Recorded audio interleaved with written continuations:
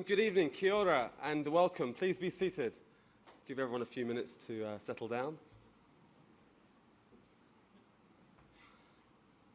Okay, well look, welcome everybody. On behalf of Auckland Conversations and our team and our generous sponsors, a warm welcome to tonight's Auckland Conversations with Gordon Price. There's a great energy in the room and a real buzz in the air, and I guess it's not just about Gordon's talk, but it's also about the video that you've just hopefully kind of clocked. That was the Show Never Stops. It's a new TV commercial been produced by ATEED and by Heart of the City with Auckland Council, really telling a story to the world about New Zealand and Auckland in particular. And it's about bringing people to Auckland, a tourist destination. And I mean that destination, not just a gateway to the rest of New Zealand, but a destination on its own. And it's a really sexy, compelling, contemporary story about the new Auckland in many respects. And I think it's a great piece. So we might put it on at the end of the session just to remind everybody. But I have friends in Melbourne and Sydney who have watched it already. So you know, the Brisbanes and the Melbournes, they tell their story here and offer trips to come and see their city. Well, we're doing the same thing. So all power to ATEED and Heart of the City for putting that on. So thank you to them. So my name is Ludo Campbell-Reid. I'm very proud to be the Environmental Strategy and Policy Manager for Auckland Council. I'm also the city's design champion, and I'm also the proud sponsor of these talks. I want to thank Susan Quinn and the team, particularly, who put these amazing things on. Susan, you and your team do a great job, and every week, every month, they just nail it. So I really want to thank you very much for what you do. The aim of the talks these conversations are to really engage Aucklanders, really in a dialogue and a conversation about their city, the future of their city, the challenges, the pitfalls, the opportunities. And really it's in its quest to become the world's most livable city. And I don't know about you all, but I love that idea. I love the idea of being the best in the world. I think Auckland can be it. Already it's pretty close, but it really can be. And it's a bold, audacious goal, but it's a really great goal. There's no sort of tall poppy syndrome in that conversation. So particularly how we get there, maybe we can steal some ideas from Vancouver. So that's perhaps the aim of this. So look, the conversations are designed to excite, to inspire, to engage Aucklanders in the city issues that are facing it, and really to encourage us to think differently. So tonight, I can certainly promise you that this will be no exception. So right now, I'm really thrilled to introduce our great friend, Gordon Price, Gord as we call him. He's going to come and talk about our challenges, our opportunities, observations, and to be stimulating and exciting in all those aspects. The talk tonight is the new post-sustainable city, allies from an unexpected place. So I'm really intrigued to hear what you've got to say, Gordon. Really looking forward to it. In 2012, Metro magazine voted Gordon's talk at the Auckland Conversations event 2 years ago as the best talk of 2012, connecting Auckland to the world in that category. And from Simon and the team at Metro magazine, probably one of the more thoughtful media groups out there, articulate and thoughtful. It's a great accolade, and so there's no pressure's on Gordon for tonight. I don't know if you got to beat that one. So look, Gordon's a very special friend to Auckland, and we've been really working him hard like a dog the last. He's been here since Saturday, and he's toured the region. He's had meetings with Mayor Len. He's had meetings with our Chief Executive, Stephen Town, with Dr. Roger Blakely, our Chief Planning Officer, senior staff from across Waterfront Auckland, Auckland Transport, Auckland Council, and also this morning led a local boards workshop with all the local boards. Each local board has a design champion, and Gordon led the charge around that with Chris Darby as the city's senior councillor design champion for the region.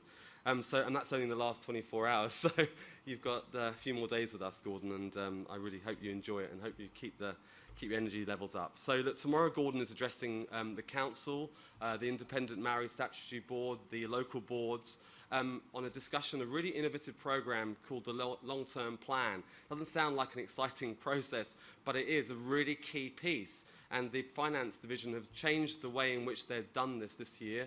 It's an engaging, collaborative conversation around the LTP, and Gordon is joining people, luminaries like Rod Oram and Arthur Grimes, to talk to the councillors and our elected members about issues affecting the city. So it's a great scene setting, so to thank you to Andrew and the team for doing that. So, look, before I welcome Gordon, I just want to do the formalities. Gordon, let me just get your bio here, Gordon, just for 2 minutes, if you don't mind. Gordon was elected, and this is a really important thing around political leadership and, I guess, resilience. Gordon was elected for 6 consecutive terms as a councillor during Vancouver's city transformative years.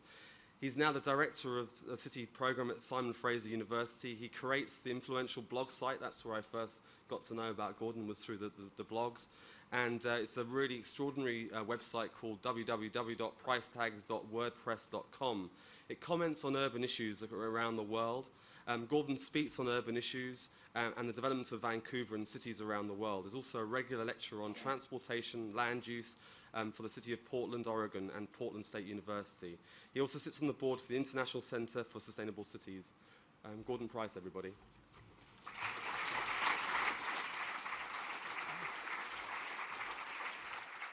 Thanks, Ludo. Thanks very much. It is great to be back. Great to be back in Auckland, and great to be in New Zealand in February. Look, it's snowing in Vancouver. Ha! So kia ora. It's an honor, actually.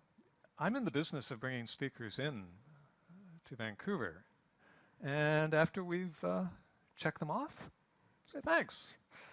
Come back in a decade, or maybe never. So to be here so soon after, and actually to have followed several other Vancouverites, is an indication of the relationship. And it's one I hope that this is only part of.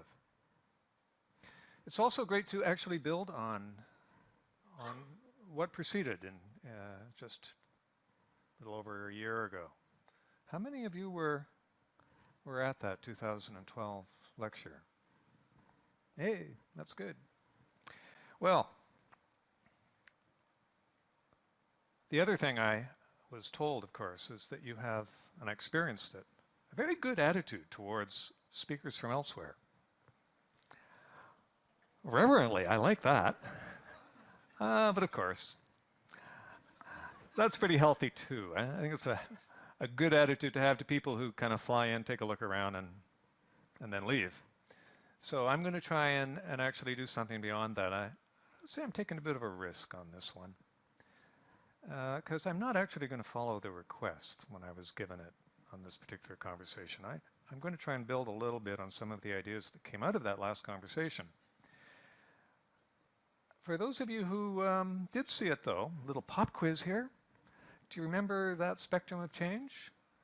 And do you remember what was at either extreme? Remember that? At one end you had utopian change, and at the other end you had apocalyptic change. And then in the center, the kind of change that actually I would expect almost all of us are engaged in one way or another. We're incrementalists. If you're in planning or engineering, if you're a project manager, if you're a budget analyst, even a politician, your business is incremental change. Where you are, where you want to get to. And then the real work is in determining the increments on how you achieve that. That's basically what budgets are. It's what project management is. It's most of us who are sitting in front of screens engaged in that with each other. We're incrementalists, and we're good at it. You hear us in Vancouver, really, most of us in this modern world, we're trained to be good at this. And we talk about it in terms of transformation, which can be achieved.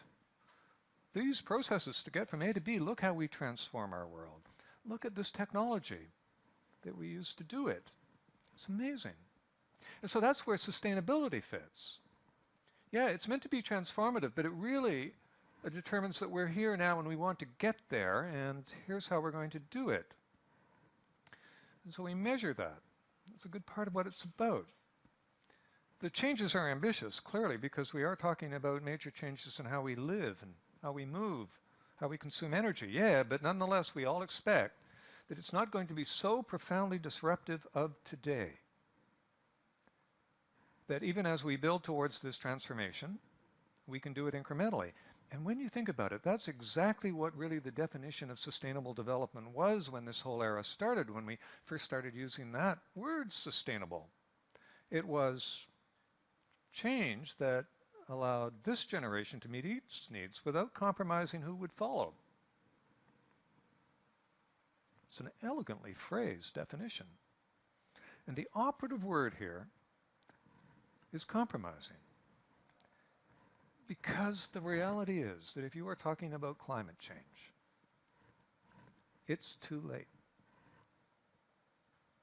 That incremental change isn't going to help. If you establish a safe level, and okay, let's accept that that might be somewhat arbitrary, we're well past it. And here's the thing. And the one complicated chart you have to have for every PowerPoint, what it tells you is we're here, that's baked in, we're very likely going here, and who knows where. But the reality is that if you're a risk assessor, and that's what politicians are, that's what senior executives are, that's what in some way or another all of us are, you got to accept the idea that there is going to be catastrophic events somewhere along there as a consequence of the decisions, the reality, the life, the consumption that we've already made. And so, the question, can sustainability avert catastrophe? Because if it can't, if sustainability isn't the strategy that's going to save us from consequences that we would judge to be catastrophic, well, wait a minute, what was the point? Or more importantly, for thinking about the future, the real question then becomes, man, where are we heading? And if Michael Mann is right, that's not a metaphor. That's a reality that we're kind of already seeing. This is not an academic debate. This is not a speculative subject. And sure, yeah, no, you don't confuse weather and climate change. I get that. But if you're risk assessing and you see something that's consistent with the theory and it's part of a pattern, then a conclusion can be reasonably made that sustainability isn't relevant, that we're already in a post-sustainable city, a post-sustainable world, and we're going to have new strategies and new responses to that. Okay, we can maybe accept that, debate about it, but here's the problem. Once you start talking about this, when you look at that spectrum of change, you end up over there. You end up over on the apocalyptic side. And man, we're not comfortable with that. Not just because it's a very bleak and dark scenario, because it starts getting weird, and it looks as though we're moving into territory, even now when you see it being discussed by the significant leaders, that moves us into a place where skeptical people whose job it is to do risk assessment, to make decisions today about how they're going to allocate resources, what risks they're going to take in their companies and their communities, they get very nervous when people start talking, and for good reason. So you can see the reaction of people who are in senior positions now, who have to respond to some of what they hear out there as being very skeptical to the point where they start getting apocalyptic themselves, to the point where you really have to wonder about their ability to assess risk. For Morris Newman to make a statement like this on January the 15th, just 3 days after Australia had a temperature so high it wasn't even on the thermometer, and he's in the position where he is effectively speaking for the Premier unless the Prime Minister says otherwise. He appointed him. So unless he disagrees, rejects or affirms, or says nothing, this man serves as the proxy.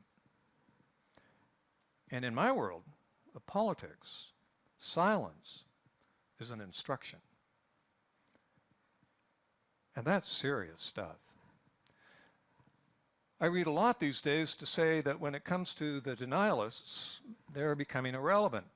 They don't have a way of explaining what's currently out there. And I think there's some acceptance of the idea that basically ignore them. They're noise. It's time to move on. But I don't think you get to do that with people who are making statements that effectively become public policy. And it's important to understand, therefore, what they're thinking. It's imperative that we take a look at how they're assessing risk and why they're saying what they're saying, and if they're not contradicted, why that effectively stands as public policy, not just in Australia. The same is true in Canada. What's going on?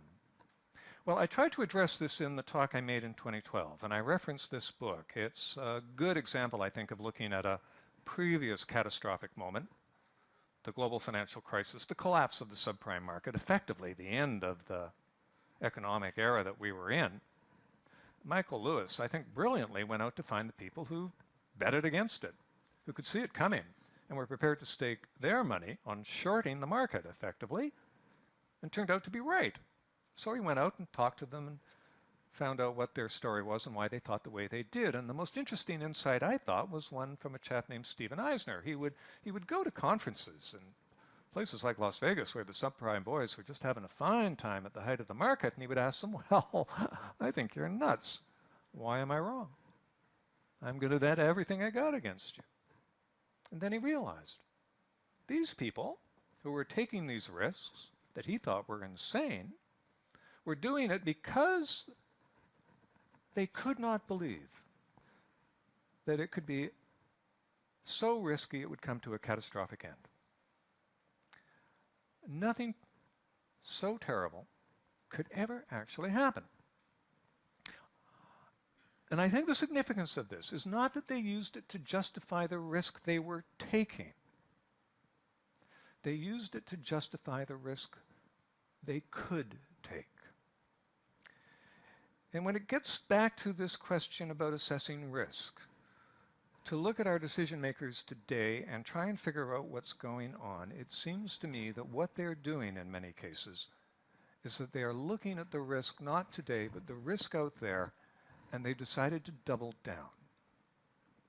They, in fact, are playing a card which says, I am so confident that catastrophe cannot happen, that climate change is nonsense, that this is my statement of my confidence.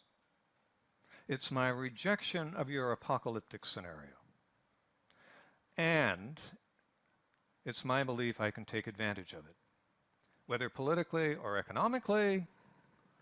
If the risk that you're taking is not here, but it's over there, well, all I have to do is have in my head the belief that I can take that risk, because the benefit, the doubling down, is going to pay back more than I could ever achieve if I modified my behavior, if I didn't take the risk, if I thought that there was something that might be catastrophic.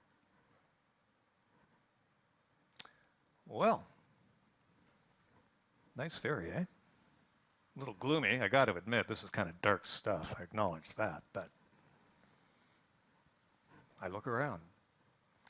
And it would be fun to continue to bash the Aussies. I would love to continue that, but I've got a much better example of doubling down, much closer to home. My province, my country. We're doubling down on carbon. And I want to tell you, this is big-time stuff. This woman, my premier, just won a major election, one of the great Canadian upsets. Can you imagine what her slogan was? Strong economy, secure tomorrow. And how's she going to achieve that? We are going to be the carbon dealers for the planet. If you can burn it, we'll sell it to you. We're talking about 5 liquid natural gas plants, big stuff, billions of dollars each of them. We may get 1 or 2. Bitumen, this is the stuff that comes out of the tar sands. This is one of the great carbon pots on the planet. Big controversy over whether we should build this pipeline. National government, big time fan of it. Province, saying, well, we got some concerns. Chances are it'll go ahead. Oil, that we're already shipping. We're going to double the pipeline capacity of the one that flows into Vancouver, double the freighters going in and out. That looks like pretty much a done deal, I would say. Metallurgic coal, we're good at that. We're going to double the Delta port there. This is the stuff you make steel out of.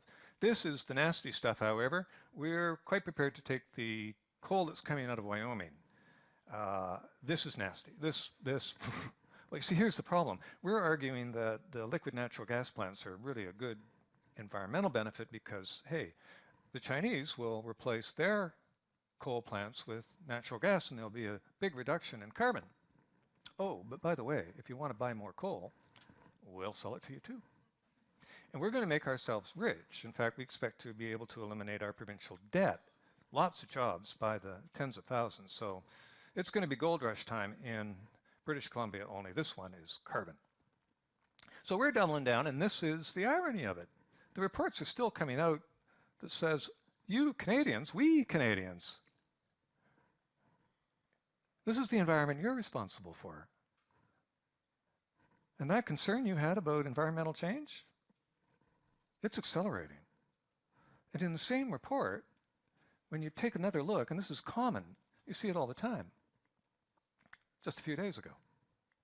You look closely and now right at the bottom,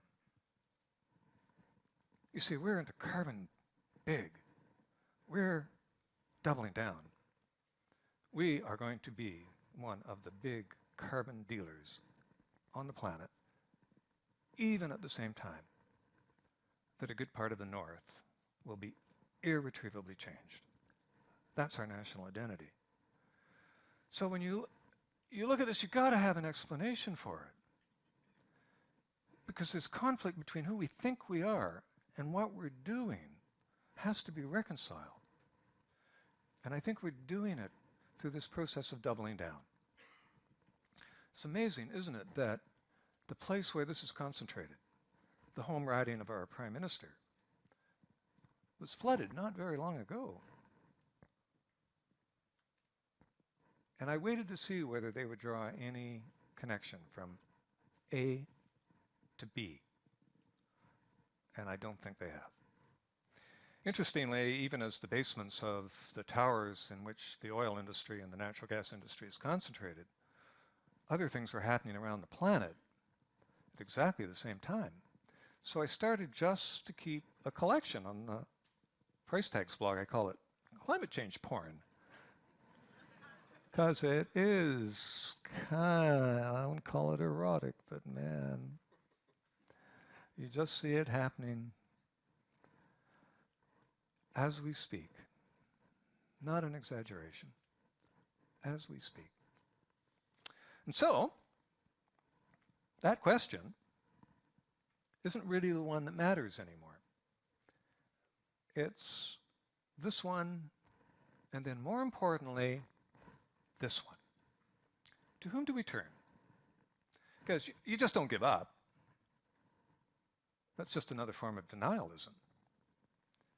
You're going to be looking for new leaders, for allies, for people whose job it is to respond, who have the capacity for that kind of leadership, and who have some practical responses, practical ones, whose job it is to assess risk and then to respond. And I'm going to suggest to you that they are already here, and by that, I mean them. I think they are the people that we're going to turn to. They're our unexpected allies, and in this case, by our, I mean those of us who think of ourselves in the sustainability business in one way or the other. We're going to need them, and there's some really good reasons why that's true. They are very pragmatic about assessing risk. I don't think they're going to put up with Morris Newman for very long. And their job is they have to respond. It's their raison d'etre. They don't get to say, well, community, Prime Minister, you might want to check somebody else out. We don't think we're the ones. However, if you do look to us, we expect you to fund us appropriately. And you don't get to say no. Imagine, for instance, if, Franklin Roosevelt had said, World War II, don't think we can afford it. Imagine any leader saying that. No, what they say is, how much do you need? And how fast can you mobilize those resources to respond to this threat? You don't get to say, we're going to have a war on nature. Nature doesn't play that way. This is physics, this is chemistry, but you got to have a response. And you look to the people who, even if it's just necessary to build a defensive infrastructure to respond to the circumstances that you're facing, even in the short term, not the long, these are the people. They also do take the longer perspective. They are prepared to fund research, and it can be extraordinarily theoretical. Because they're willing to experiment. And I can give you a couple of really good examples. One of them you're probably familiar with. These people who came up with this. But here's one you probably don't know about. It's this. You know what that is? It's the ability to go down and then across so that you can tap oil that was previously inaccessible. Boy, did that one pay off. Haven't heard much talk about peak oil recently, have you? In fact, what the energy industry is talking about is independence for the US. So much of the stuff is flowing. It's all about the pipelines now. How can we get it to new markets? Because otherwise the price may go down. It's altering geopolitical balance. It's changing even the cost of what we may be able to want to do around, say, solar. Right? That happened so fast. And who did that? These guys. Or the people who preceded them. It was funded by, for goodness sakes, a naval engineering facility. That shows you how good they are. And their ability to do that kind of research and then to mobilize and respond, that's maybe who we're looking for.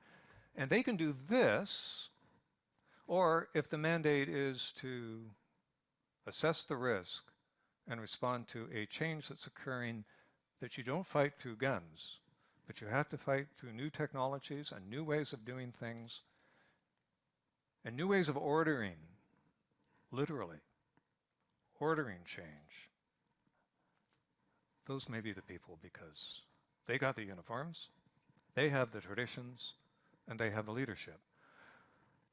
Maybe I'm being optimistic, but I do think when you're looking at crises, and in particular the kind of catastrophe that we're seeing, they are going to be an ally, or they're going to run the show. The second doubling down is one I've seen now emerge, ever since I've been interested in the whole question about how we shape our cities. And this doubling down is on this, well, I've called it motordom. It's not my word.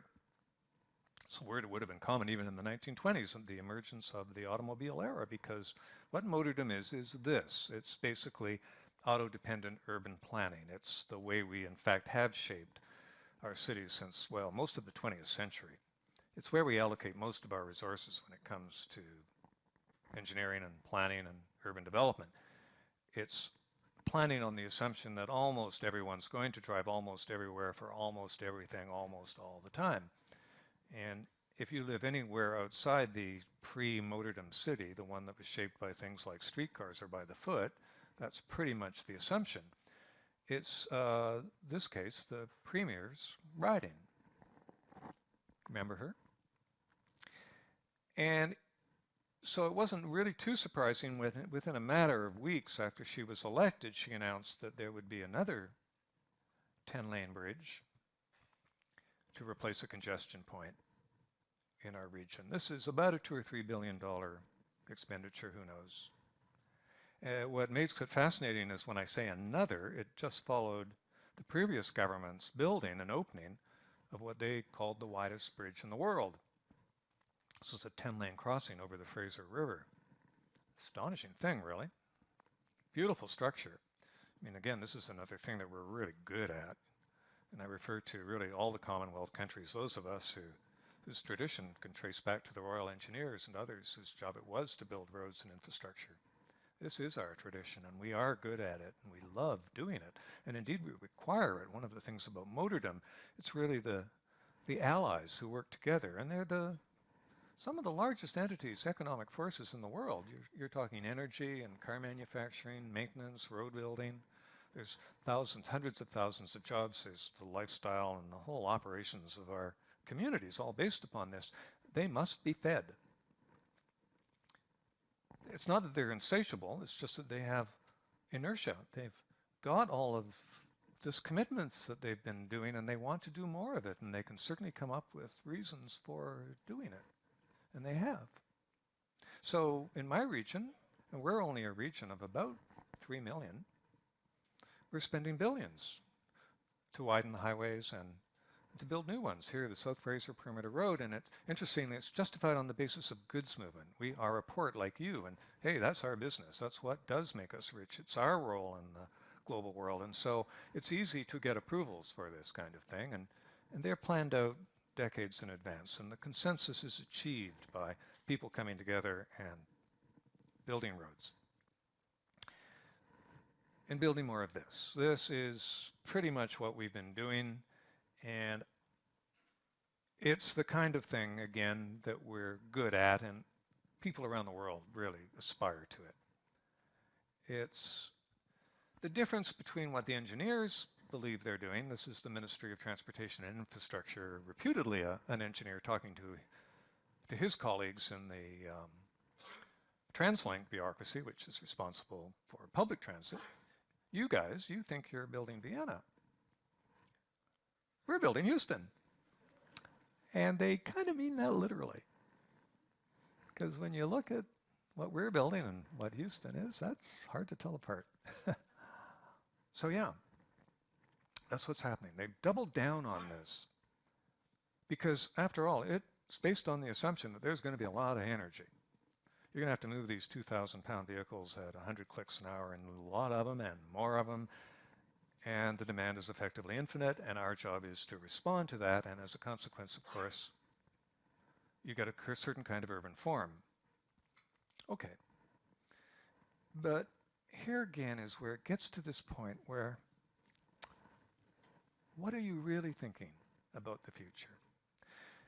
Just, you saw some of the examples of what we've committed ourselves to. So there's the Massey Bridge, and here's where it's going to cross. You see that green is the Agricultural Land Reserve. Thank you. There's that South Fraser Perimeter Road, and there's that coal port. It's going to be taking the coal from Wyoming. And that's going down here to Delta Port. And I know this can be getting pretty bleak, but it's only because it is. Because this is the saddest thing of all. That's the Tsawwassen First Nations Reserve. They, you see, are exempted from the constraints of the municipality that surrounds them in the region and its strategic plans and requirements. So once they had the ability to use their reserve lands for the kind of development that would allow them to prosper, this is what they've chosen to build. It's a power center. It's a totally car-dependent retail farm. It's tilt-up boxes and parking lots. And that's all it is. So when you're First Nations and you talk to me about your 7 generations and your sense of the land, I respect that. But you don't get to do that too. And yet, they'll make a strong case that this is what they need to achieve some kind of economic sustainability. And they'll use that word, of course. And in that sense, of course, they're right. But when you add it all up, when you look at what's actually happening, all of that is opening up these lands. The Agricultural Land Reserve, yes, but in addition, the Pacific Flyway. We have huge numbers of birds still coming through there, and some of the best agricultural land in Canada. And then this. It's below sea level.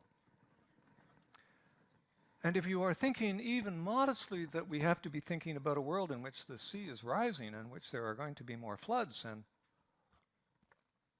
other manifestations of the changes that are already underway, what are you thinking? You are building billions of dollars of projects to open this up from revenues you are getting from fossil fuels.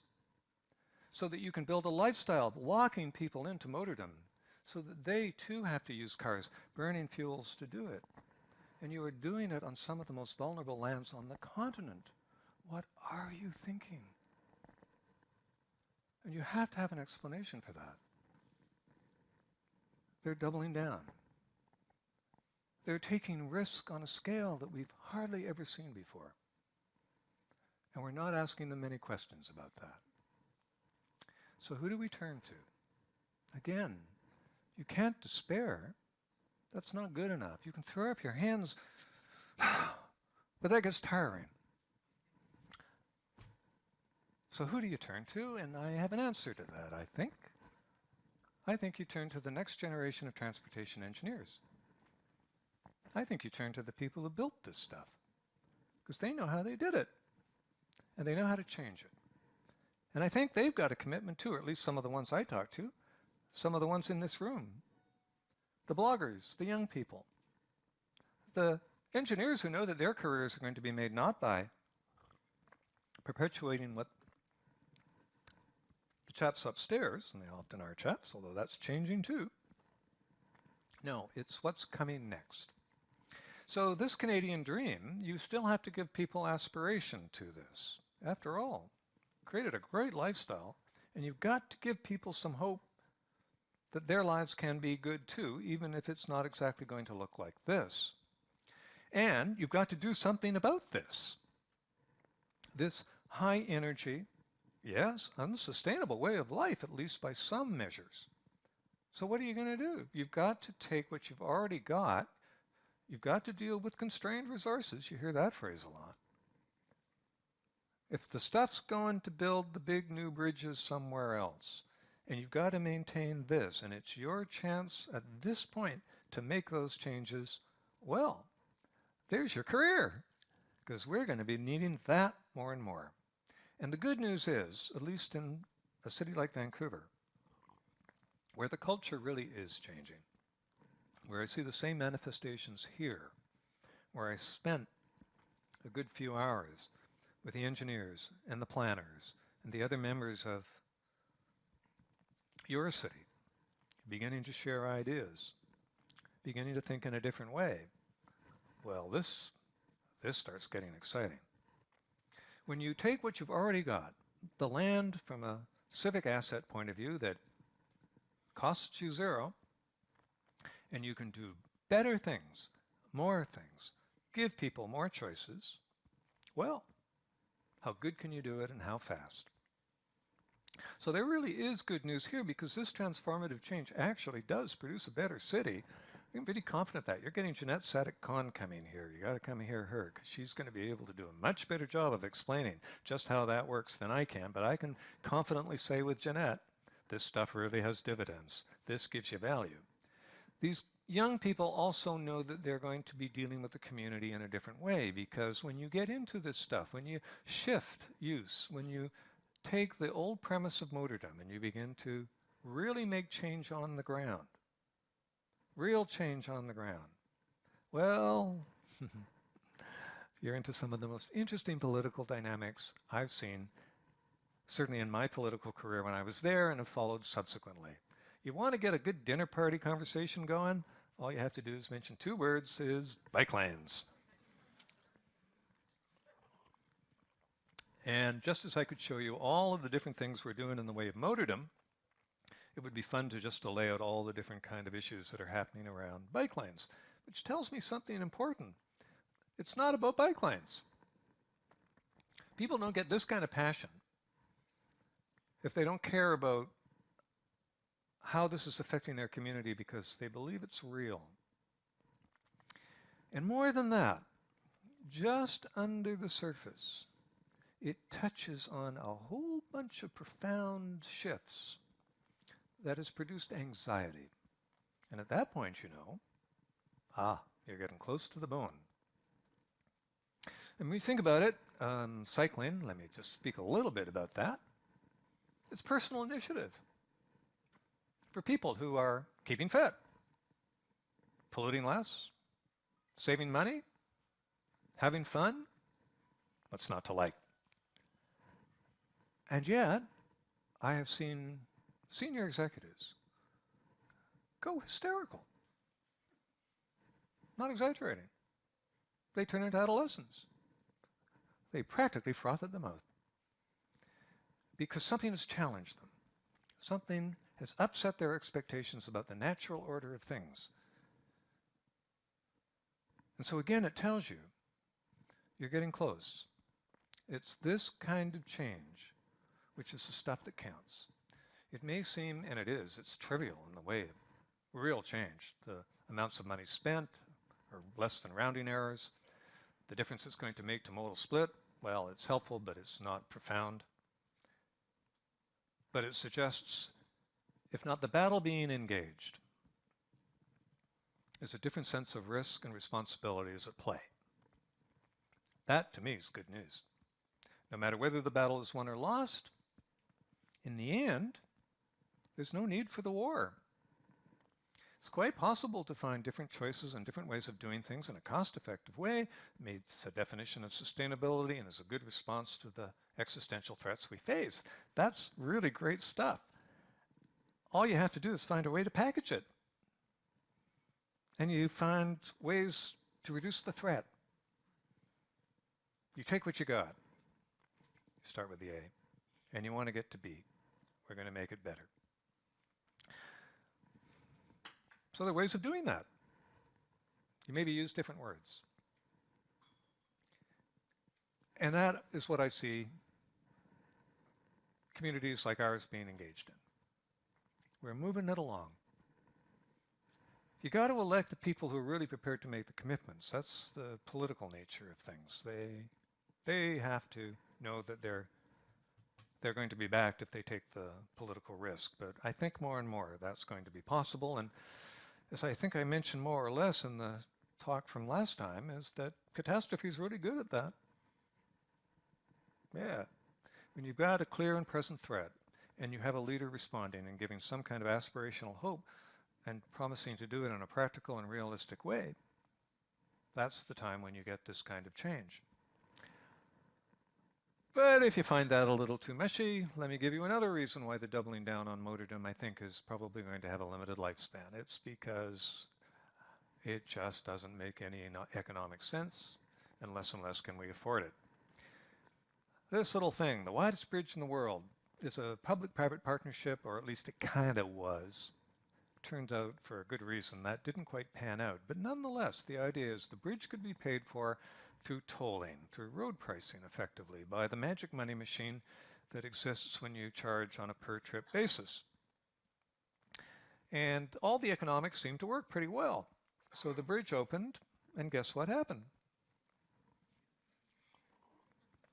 Not a good thing. Turned out people were way more price sensitive than the projections called for. They haven't changed their projections. That's not the nature of motordom. Motordom certainly couldn't admit that this expectation that there will always be an increasing and effectively infinite demand is somehow going to peak and drop. So they're a little confounded by the data that's coming in, and it sure just isn't from the Port Mann Bridge. Almost everywhere you look, this data's coming in, and I think from one chart that I wasn't able to get up here, you can find it here in Auckland too. Now, some people are saying this is a generational change, transportation and the new generation, why young people are driving less and what it means. And yeah, that data is coming in too, so you can see that in terms of peak miles traveled, this goes back to 2004, before the crash, it was already starting. So that tells you that, this is complicated. There's probably lots of reasons going on here. And yes, one of them definitely is that younger people are driving less, and there may be a bunch of affordability reasons to that, which will change as the economy gets better. It might just be a brief moment in their life. Wait till they get married and have to have the minivan and the kids to soccer practice. So yeah, this might be just temporary. But at the other end of the age spectrum, same thing. People like me who are driving less because, hey, we're getting older and we just don't need to drive as much. But whatever it is, all of these things combined. And that's serious because the whole premise of motordom is that it will continually be financed, whether from budget allocations, from road pricing, from whatever stream of revenue will justify the issuance of debt to justify build the next major project, which will generate the revenues to build the next one. It's a perpetual motion magic money machine. It goes back to, even Baron Haussmann came up with that. You just keep issuing debt to build infrastructure that you then lease or sell or charge to generate the next debt to build the next structure, and it goes on forever. Except it isn't. And why people don't know more about Clem 7 is amazing to me. Because if you go to Brisbane and you see the scale of what they are continuing to build in the way of infrastructure, tunnels under the city, it's epic. This is one of the most significant commitments to this particular form of motordom I've ever seen. When they opened the first tunnel, I happened to be there, got to cycle through it. It was terrific, and I had to say I was super impressed. Well, interestingly, it was free, and it was free for the next few months. And what they found, after expecting about 80,000 vehicles per day, and they were only getting around 20 to 25, they wondered what was happening. And when that continued, and the whole thing went into bankruptcy, to me it was an epic fail. Something clearly was changing, and it was really important to know. So watch this. AECOM, the people who produced those projections, are being sued, which means we're going into court, which means we're going to find out stuff that probably a lot of people really would prefer not be knowing. Now, this is important because how many of these tunnels do you get to build at a couple of $1 billion a shot before you run out of money if you can't sustain that perpetual motion machine? And the answer is not a lot. In which case, what's plan B? What do you got for us now? Well, you're back to the next generation. You're going to look to see what you can do with what you've already got, only do it way better. And you're going to be looking at different pricing forms. If you're going to be able to achieve what you could do for a tiny fraction of the cost, rather than having to build the multi-billion-dollar bridge, tunnel, road, or whatever, you'd better have a good reason for doing that if your projections don't look like they're going to hold water. And that, to me, is actually a pretty good sign. The risk is finally being recognized. Maybe not by the politicians yet, and maybe not by motordom, but it sure as hell is by the people who fund this kind of stuff. And they're not going to go there. That's the reason why the province of British Columbia had to change its financing expectations when it couldn't get a P3 partnership. Even the Macquarie banks had figured out this might not be a good bet, and their life and death is based upon a practical risk assessment. Well, I gotta here at this point say, warning, you're gonna get here a blatant plug, because my business is the training of these young people, or anyone who wants to be where they think they need to be for that next generation. So we're gonna start an online course, and I would love to have people here, because if we can get a global registration and the conversation happening, cities like this, it might be possible to move this whole agenda very much faster in a way that I think can be constructive. And I'm putting the emphasis here on constructive. It's not just good enough to criticize. You've got to have trained professionals who are able to respond effectively to the circumstances that they face within their bureaucracies, in their community, and within the reality that we're going to be facing. Finally, double down 3. Where else do you see it? Well, we're going to double down on sustainability. It's not going to go away, even if it's not effective in responding to the forms of catastrophe that we face in the short term. Its relevance, in fact, becomes greater than ever. And you can begin to see it, particularly in senior executive offices. Obviously not Morris Newman's, but even they were kind of surprised with what Newman had to say. Bit of an exaggeration there, Morris, because we see not just the ability to respond to what's coming, we can see that there are benefits today when you're dealing with financial risk. That's good news. And indeed, I think with the whole area of building, there's been huge successful gains because it made so much economic sense. And even if the economics change, the lessons learned, and the ability to apply that more broadly now, well, that doesn't go away. So we can double down on sustainability because there is an award, a return that justifies the continuation and the competition that's existing amongst our cities to be, whether it's the greenest city in the world by 2020 or however your measurement is, so long as you can demonstrate that it's responsible risk assessment, that it provides a reasonable return, whether it's on the taxpayer's dollar or the shareholder's investment, and whether it produces a better community, broadly, more equitably, which is another issue, of course, that has to be part of the agenda, then why would you not continue that kind of long-term planning? In fact, if you don't, are you just admitting despair? Have you just become another denialist? So, we're going to double down on that too. And it will be fascinating to see who prevails. Because that's where the money's going to be as well. You saw it after after Hurricane Sandy.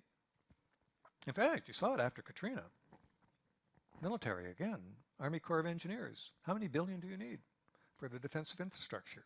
In New York, interestingly, their leadership, again, Bloomberg, saying, we're taking climate change seriously, and we're going to have a response.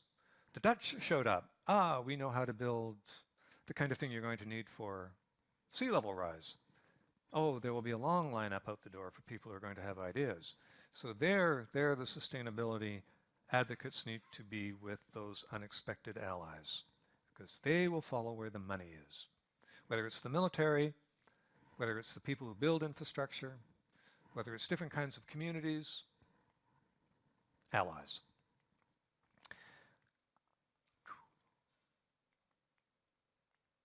Finally, there we go. Repackage. I really like what Björk Inglis has said, is a Danish architect. He's going to be doing a major building in our city. Should be kind of fun. People don't need despair, and if you packaged up sustainability, I've kind of done a pretty good job of that, don't expect if they really tune you out. But there's certainly other ways of doing it, and I refer you to him. You can find what he means by hedonistic sustainability, another great way to think about it. I really like that a lot because it suggests there can be happiness associated with your response if you do it right. And I'm not getting a good click out of this. There we go. The other reason why I think you can double down on sustainability is because it's working pretty well. And it's also addressing, and I think this is a kind of another unexpected ally, the people with doctor in front of their names. Learn that pretty quick in politics. If you've got a doctor, I'm paying you more serious attention. Same with the person who has a military badge. You earned it. And if you're telling me that you think a walkable city is essential, or better at least, because it helps address what you see as a public health crisis. Man, you want to hear apocalyptic thinking? Talk to some of your public health people when they get into what the consequences of childhood obesity will be for a few years down the road, when your health budgets are already eating up a good part of your budgets at the national level. So when they're saying to the political leaders, you'd better get kids active again, whether it's on foot or on bike, that begins again to justify the flow of dollars. Justify the flow of dollars to your next generation transportation engineers who begin to build the city. Call it sustainability if you wish, call it happiness, but it's a response. And again, that ally over there, meeting this one over here, can produce a city that actually works better, more equitably, more fun. I say one of the people you might want to have in your planning department, Ludo, is a personal trainer. A personal trainer for your city, all right? Someone who thinks and looks at the city as a place as an opportunity to have a workout. So rather than the idea we're going to drive around to try and find the closest parking space to wherever we want to go, you actually deliberately park over here because you know that that will give you a certain kind of workout. I mean, you can be blatant about it. In fact, the more fun you make it, And the more you design it into your city, the better. So, does sustainability avert catastrophe? Well, I don't think it's really the right question. Sustainability in the end is going to be sustained because it's the creative response to catastrophe. My example. Once again, my own region, my own city. If you're looking for a good example of what we're facing today, about every second week, well, we had it in 1948. It was a late spring and heavy snowpack, so down it came into the Fraser River Valley and cut off Vancouver, such as it was back then in 1948, for about 2 weeks. Displaced around 8,000 people. That was a very big deal back then. That was traumatic. And so, we saw as an early example, okay, I can't move this. There we go. Let me try and get back. There we go. Here is political creativity in action. A conservative at the provincial level saw that flood as an opportunity to do something the next day that would have been impossible the day before, which was to convince British Columbians that it was time to do some proper land use planning. Effectively tell people where they shouldn't build. As it happens, don't build on a floodplain. You'd think. But it helps to have a flood. Very persuasive. And sure enough, it was. And so what he was able to convince the premier of the day is, you know, we could use an administrative agency to tell people where it wouldn't be a good idea to build. And so we got the first regional planning mechanism almost in Canadian history. Lower Mainland Regional Planning Board. Set up office in a small couple of rooms, New Westminster. It came up with really the first vision of a regional plan that could be identified as such. They even created this futuristic vision of what the region could look like in 1990. And if you look real closely, what you'll see there is a whole bunch of little dots in a little qualifying phrase. Land in the reserve that should be kept if possible.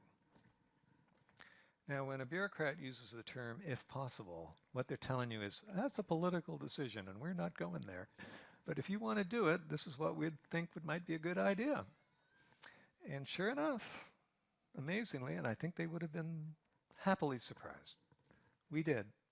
Because all those little dots turned into that agricultural land reserve.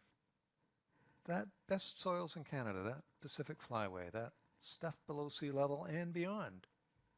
And what that did was to create the compact region and required us to think differently than we ever would have otherwise if we didn't believe that there was an infinite supply of land that could be continually opened up by motordom. We had to practically think about how we would accommodate change, and the vision that they gave us was cities in a sea of green. A real urban place, joined up by rapid transit. It became, in fact, the model for every plan and every iteration for 2 generations, which we've never deviated from. It's just basically compact region, complete communities, connected with transit. Now we add the word sustainable. Environment and economy. What a great vision, because it's the one we actually went out and built. We had to. We were faced with the constraints of nature, floodplain, mountains, water, and our own political decisions that we would constrain our growth, even though in the short term we could prosper more economically or at least exploit the environment around us more effectively. We would have to do it differently in how we lived and how we moved, and you can go and see the results and walk around in them if you want, because there it is. That's what it looks like. So, how did it turn out? How's it working out? I'd make the case, not bad. Sure, it's better than the alternative.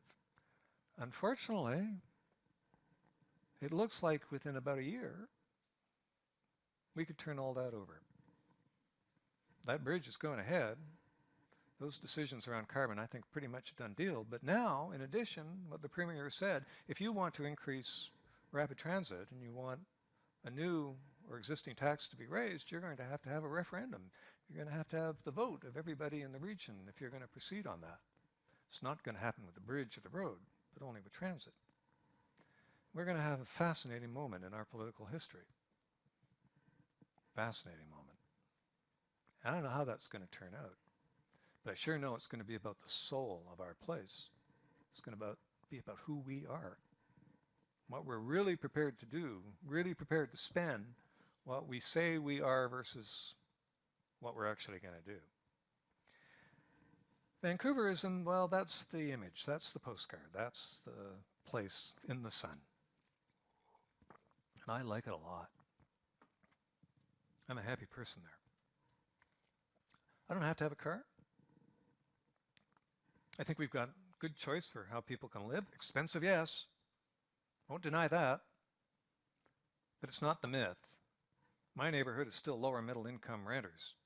That hasn't changed. They don't talk about the renters when they talk about the most expensive city. Those people don't get included, I've noticed. But nonetheless, they're there. They're my neighborhood. That's a possibility. We can do more of that. We got to do more of it, but that's part of the agenda. Nonetheless, no matter what we plan, we're going to have to recognize this. We remind ourselves, subtly, if you go along the seawall of False Creek, the real legacy of my generation, that wonderful connected seawall, what that tells you is that that's what's going to happen unless we change. Now, is that too late? Well, yeah, for a certain amount of those blue bars, it probably is. And we're going to have defensive infrastructure. And you know who we're going to have to go to. You know how we're going to have to respond. Same with you. So the question is, how high? And I don't know the answer to that.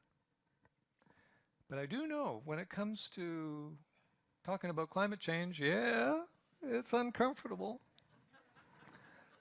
Thought I'd take a little risk in doing this, because I know it's uncomfortable. And it's dark, because it's real possible to get negative about this. But it keeps coming back, in my mind. To whom do we turn? So,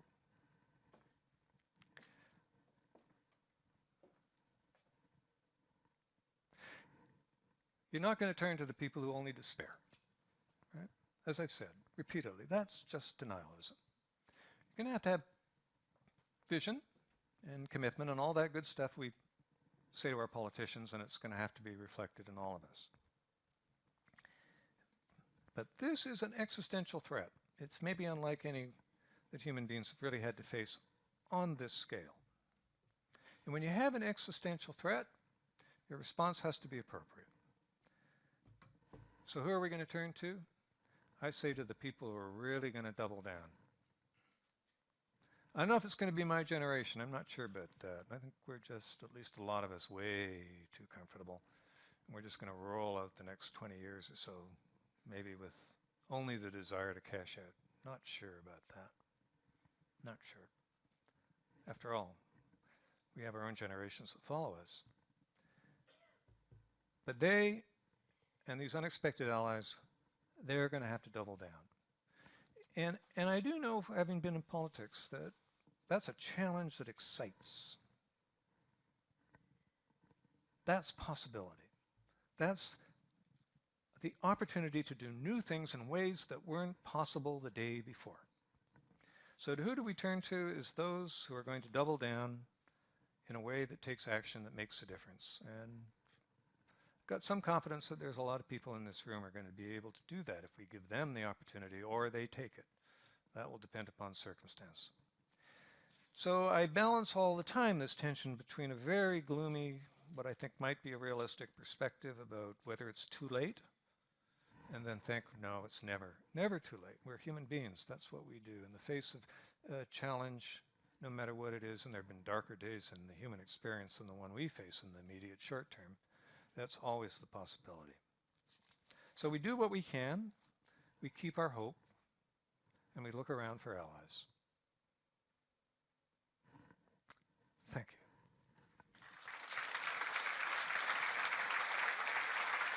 One more thing.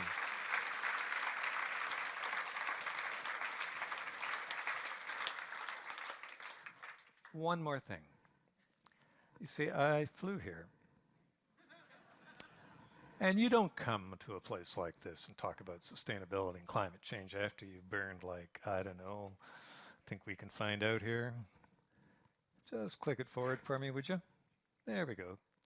3.2 tons of carbon, which according to the last calculation I did, that's about $162.90. So last time I was here, I offered that to anyone who come up with a good idea to make an incremental change. I'm going to do something like that, but I want to be more specific. I've used this word a lot in my title. Oh, post-sustainability. What an awful word. 7 syllables. Not very good. Not sufficient to capture imagination. Not to do the kind of challenge we need. So I got $162.90, and that's Canadian dollars for anyone who comes up with a better word or phrase. And you just send that to me, and I'll make the judgment, and I'll write the check and send it to you, but that's the challenge, folks. Thanks again.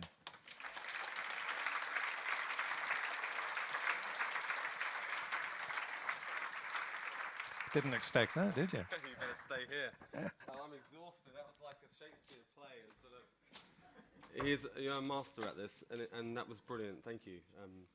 Awesome. Everything that we could have needed, really. Thank you.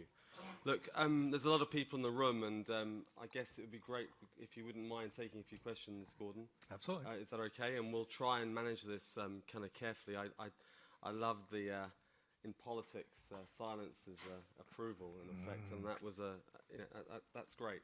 So look, there's lots of things I've been scribbling down, and I hope other people have too. So let's see how we go, and I'll try to sort of compare and manage this and see if we can get some good questions. So maybe take a few breaths, and let's, there's a lady on the far left there, my right. Oh, here we go. And is there somebody on that side who wants to put their hand up? Okay. Okay. Is that a whistle or a phone? Oh my God. Thank you. There's a lady I over really enjoyed your talk. I was just wondering how much you thought the insurance companies were allies as well? Yeah. Pragmatic ones for sure. I'm not sure what action they're prepared to take so long as the numbers work for them. But they've been, I wouldn't say ruthless, but they've been the most blunt force in business that I've heard, particularly the Munich and Swiss Re's, the reinsurers. And yeah, I think it's one of the reasons why business is now thinking, more strategically than they have. Well, those costs really do have to be incorporated into any bottom line that counts. So they're definitely going to drive change. And they're very good at assessing risk. That's their business. And I am surprised, in fact, that they haven't been treated more seriously. I have to say, some of the stuff coming out of Munich Re in particular is just, wow, my goodness. And yet it doesn't seem to have penetrated to the political bubble that still seems to think it's a lot of hooey, at least in some circles. That's not true. I generalize too much on that, but maybe we focus too obsessively on those. But man, we keep electing them, and that, as a consequence, says something about, again, what's being taken as reasonable risk. Thanks, Gordon. So if anyone wants to speak, put your hand up, please, and I'll try to plan this. There's a lady in the middle there. Do we only have one? Okay. Karen, you have to do a bit of running. And maybe if someone doesn't mind just trying shouting at some point, it might help us, because we could be here for forever. So let's just try first and see how we go. Hi, my question just about the recent flooding in the UK and whether you think that obviously a lot of the catastrophic events have been happening in the developing world. Yeah.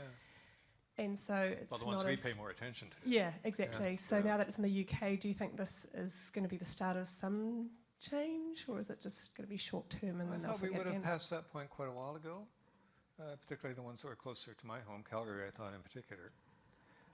So it doesn't look like there's going to be any really decisive moment. I think this is just continuing to add to the momentum, if you want to call it that.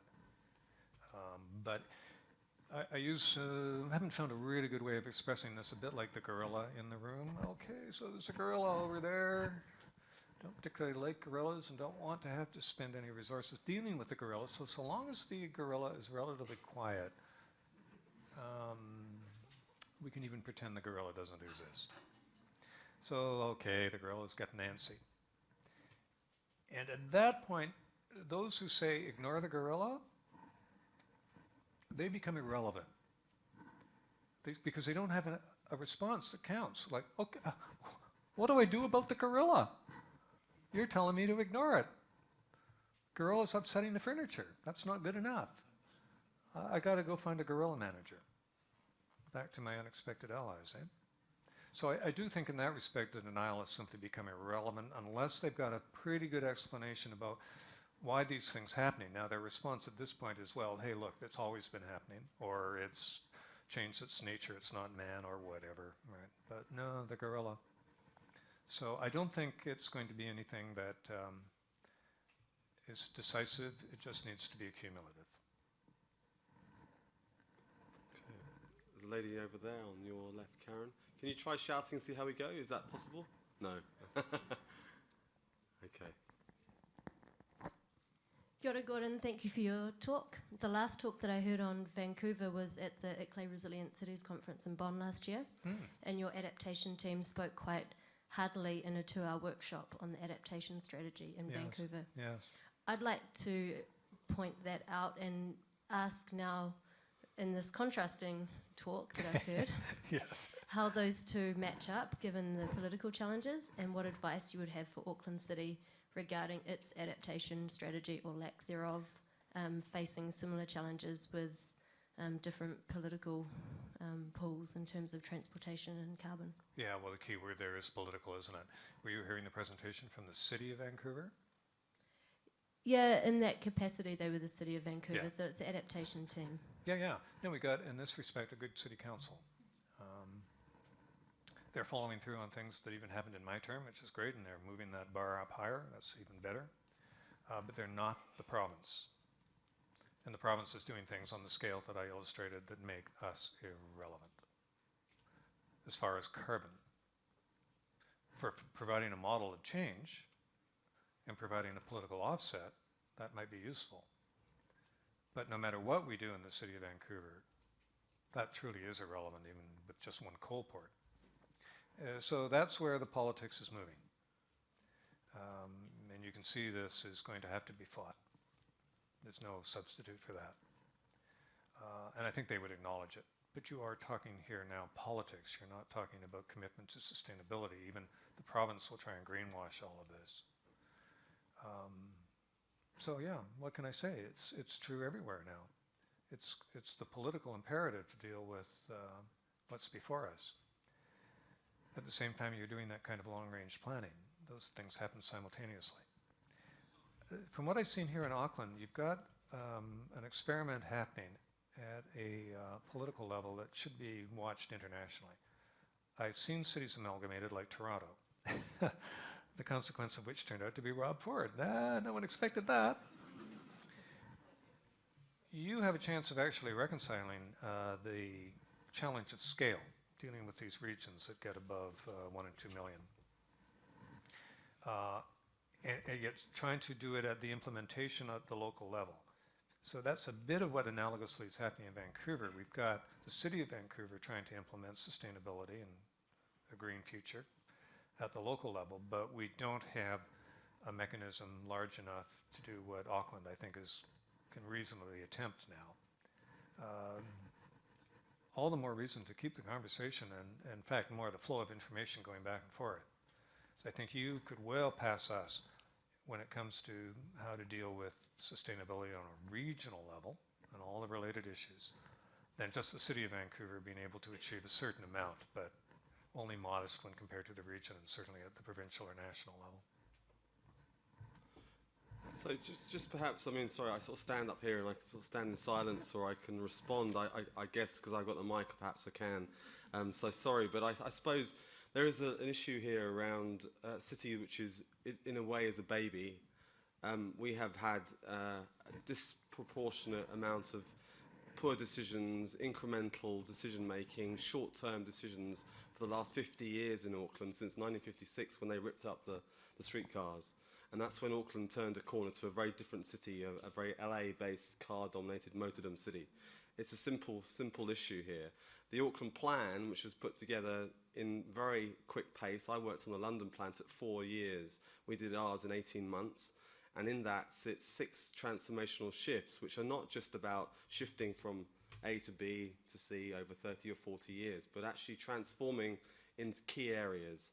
And one of them is one of the shifts is around environmental action and green growth, and that includes a target around reducing greenhouse gas emissions by 40% over the next 30 years. That is a bold target bar none. Exactly how we're going to get there, we're not absolutely certain. So people could smile and smirk, I suppose, at one level, but recently, last month, a climate and action plan action strategy was approved by this council around how we're going to get there. And I guess the key is it takes time. We have had so many years of going the wrong way, and at last we have a direction going the right way. It's more right than it was wrong. And so I guess there is a chance for Auckland like never before. So I guess I'm a bit defensive, but I suppose we're really quite proud of that plan and what it could be, but it's going to take 30 years to implement that plan, and it's going to take a real positive attitude around a bunch of stuff, but the money's got to flow where the priorities want to flow, and that's a political decision, and that's, we give our best advice to the councillors and they will make the decision. So I guess, so apologies but not apologies. I think it's a great question, but I think we've got a plan and we've put it in place, so it's positive, and I guess we should acknowledge that where possible. You just have to double down. What I'm going to be watching for Auckland, you said it well, is that you pursued a strategy of motordom on a scale that Vancouver did not. While we certainly don't have freeways in our city, we have them regionally, but nonetheless, we made this commitment to a compact region rapid transit. She largely fulfilled. You went a different direction. Interestingly, isn't it, that we're both considered very livable cities? By a lot of criteria, you can see very different urban forms result in the same kind of outcome, depending on what you're measuring. So if Vancouver pursues, I'm talking about the region imposed by the province, the direction on the gloomy side, and you pursue a post-motordom city that really is based upon the commitments you want to make on a regional transit, you easily pass us by. Easily. So all the more reason for a friendly competition. Right? Because there's nothing, the reason you invite people here and why we do the same is you want to hear these perspectives from other places. It's very motivating. So hey, Auckland, make a commitment.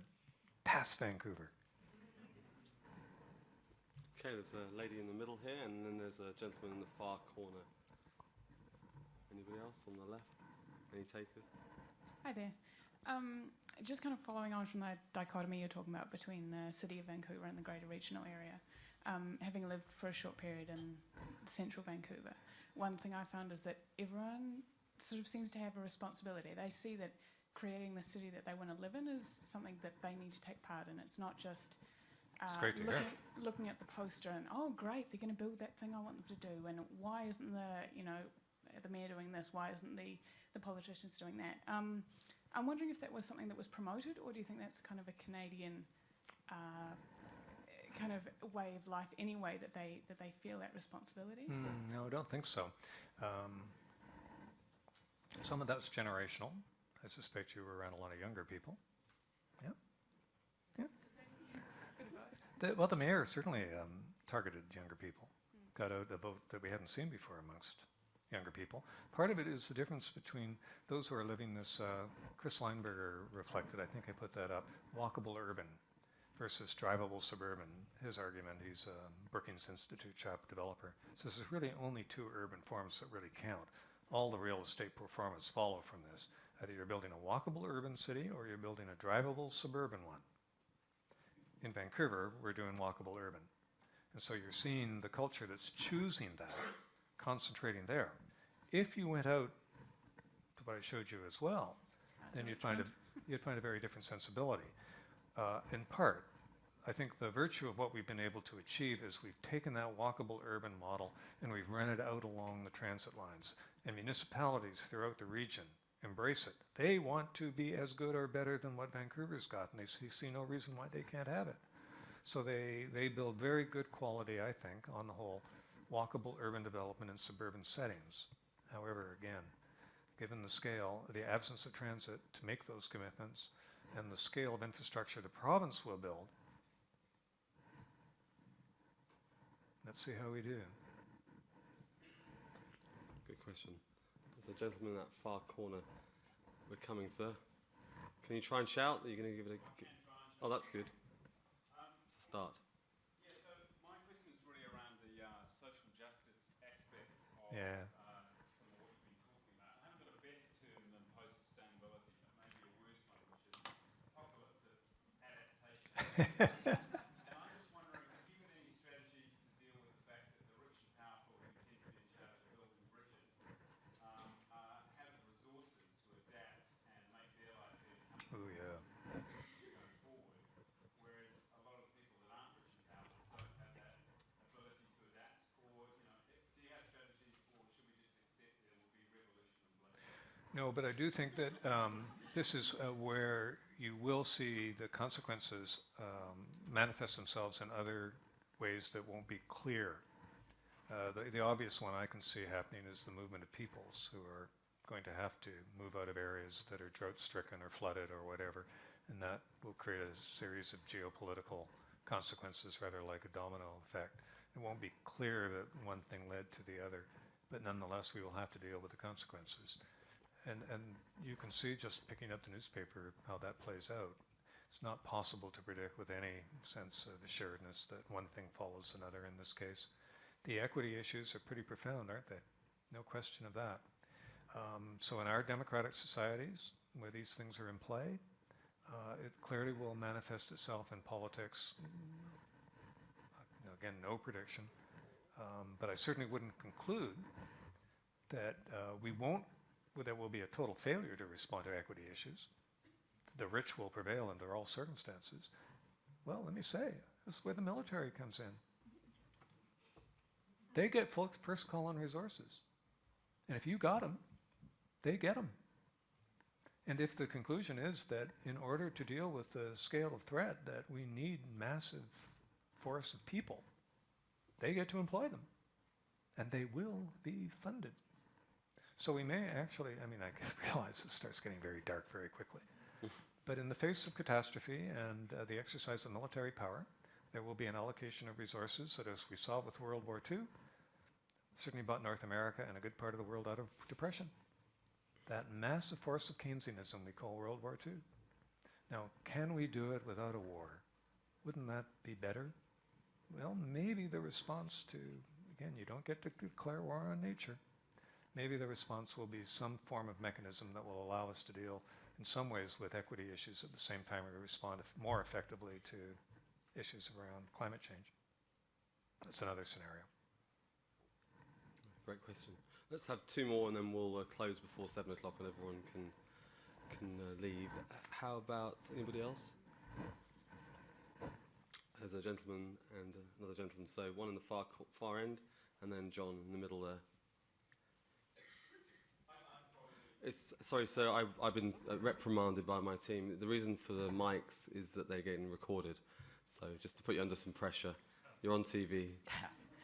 My question follows on from the gentleman who spoke earlier on, but it occurred earlier in your discussion. You talk about allocation of resources to military because you style them pretty much as a lens which has the ability to focus technology, materials, resources, intellect, money to create a result. Ultimately, somebody has to decide where that lens is pointed and who calls the shots on that. Yeah. It becomes a question of allocation of resources versus potentially appropriation of resources. And do we run a risk of the lunatics taking over the asylum? Yep. We believe we have a reasonably well-regulated balance between state and military. That doesn't exist on a global basis. Yes, and there are historical examples to that. Exactly. Yeah, no, I don't know. Perhaps you could expand a little on that for us. Oh, God, I thought it was dark enough. Maybe it's time for the fart to...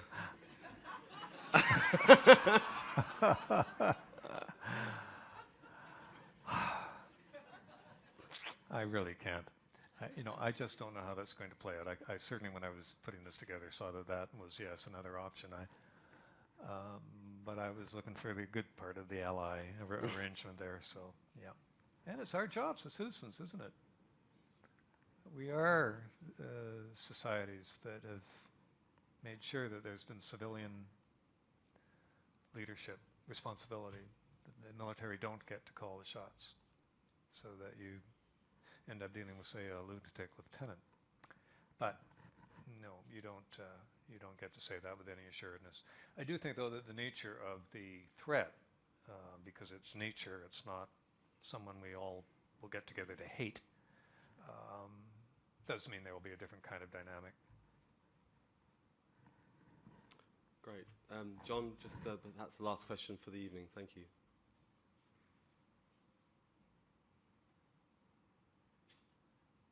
Gordon, thank you for challenging us. Excuse me, 3 very brief questions in one.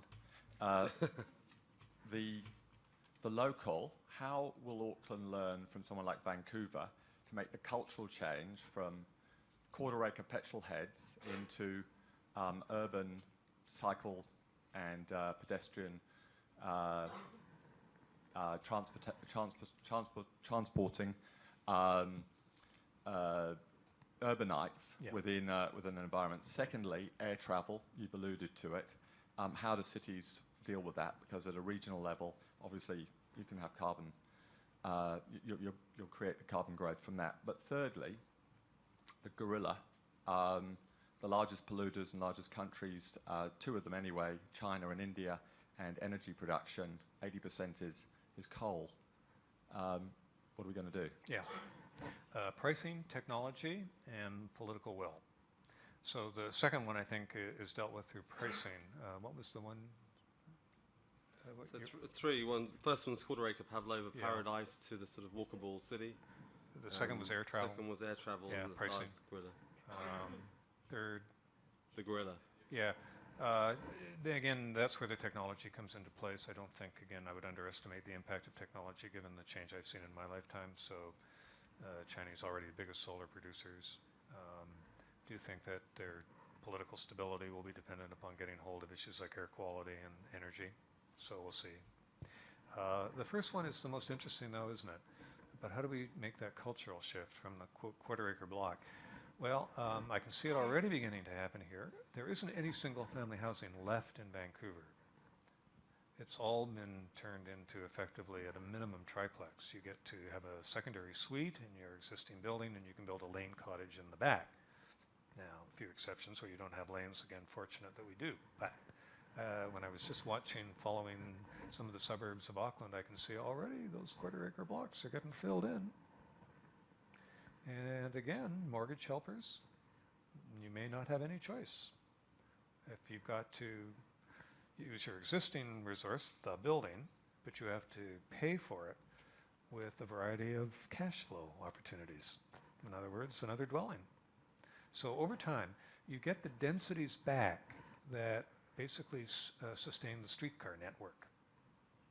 And once you've got enough people within walking distance of the retail and the transit, well, you've got probably the best urban form that we've ever come up with, in my opinion. And it was the one on which Vancouver and Auckland were built initially, the streetcar networks. So I see that beginning to evolve back, and probably pretty quickly. You throw in other opportunities, change in technology in the automobile itself, different ways of living. This is the imagination of the creative class, of architects, planners. You unleash this creativity because of the obligation, whether you're looking at it from climate change, affordability, equity, demand, lifestyle, all terrific stuff. We're good at that. We'll do that. Great. Yeah. We're done.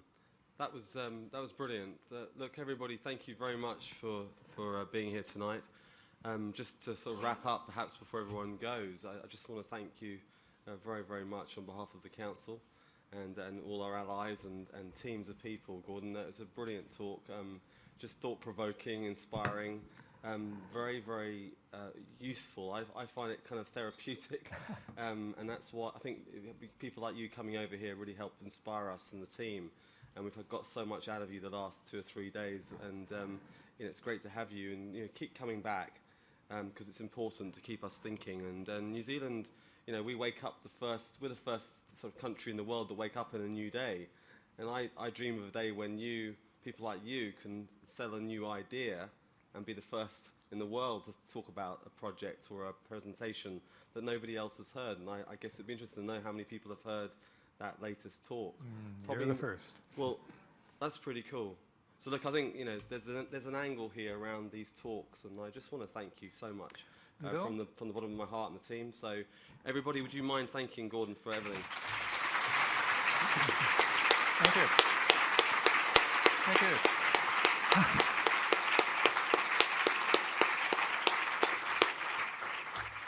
It's an honor, a privilege, and it's snowing in Vancouver. Thank you again.